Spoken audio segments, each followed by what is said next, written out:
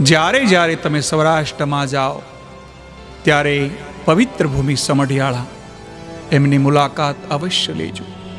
કારણ કે સમઢિયાળા ગામમાં ગંગા સતી પાનબાઈ અને ભક્તરાજ કહળશંખ બાપુ એમની સમાધિ આવેલી છે. એ સમાધિના દર્શન કરતા જ તમારી રોમે રોમમાં એક નવી ઊર્જા આવશે. એ પવિત્ર ભૂમિ ખૂબ જ મહાન ચમત્કારિક છે. એ કહળશંખ બાપુના લગ્ન મહાન ગંગા સતી એમની સાથે થયેલા. એ રાજપરા ગામ ઊંડમાં એમનો જન્મ થયેલો.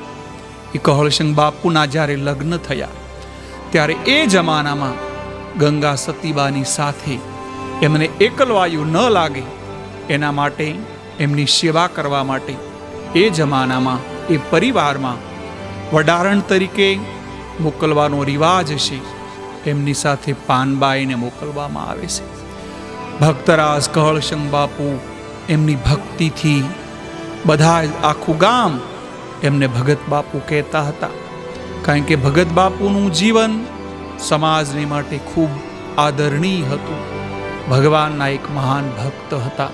જે બોલે તે થાય એવા એક વસનસિદ્ધ એક મહાપુરુષ હતા. એમનો ઇતિહાસ તો ખૂબ લાંબો છે, પણ સમય જતા પ્રભુ પ્રાપ્તિની એમને ઈચ્છા થઈ.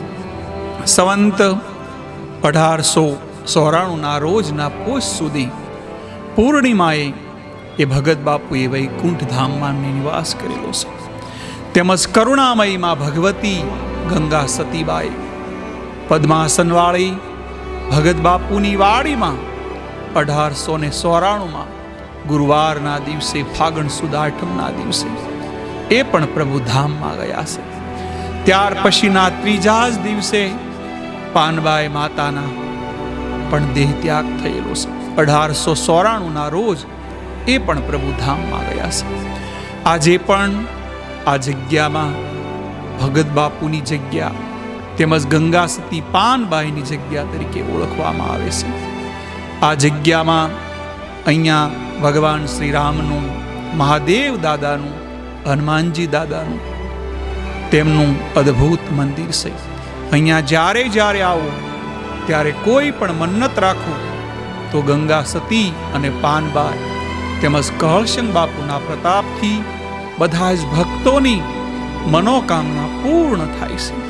એટલા માટે જ્યારે જ્યારે સૌરાષ્ટ્રમાં પધારો ત્યારે આ પવિત્ર ભૂમિ આ સમઢિયાળા ગામમાં તમે અવશ્ય પધારજો.